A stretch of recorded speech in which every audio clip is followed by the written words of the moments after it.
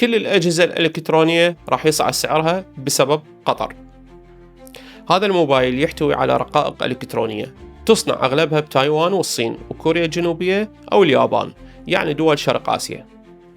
وحتى يصنعون هذه الأجهزة واللي أغلبها من السيليكون تحتاج كميات ضخمة من غاز الهيليوم.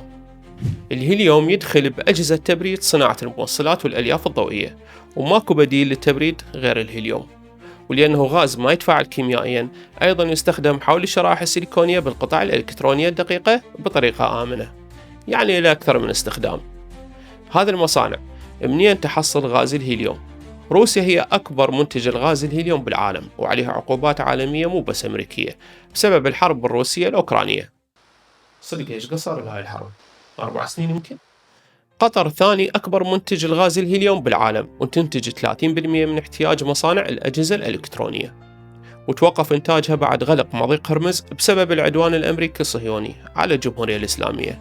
أما الدول المنتجة البقية مثل أمريكا والجزائر ما راح تقدر تسد حاجة السوق العالمي وتعوض النقص بغاز الهيليوم، بالنتيجة ارتفاع تكاليف صناعة الإلكترونيات مثل الموبايلات والسيارات وكل الأجهزة الإلكترونية.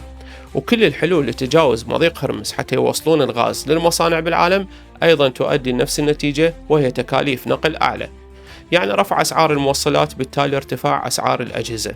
لحد تصوير هذا الفيديو يتوقع خبراء الاقتصاد ارتفاع أسعار أجهزة الموبايل 14%، وباقي أسعار الأجهزة مثل السيارات والأجهزة الإلكترونية بحدود 20%. شكرا للمتابعة، وانطونا رأيكم بالتعليقات.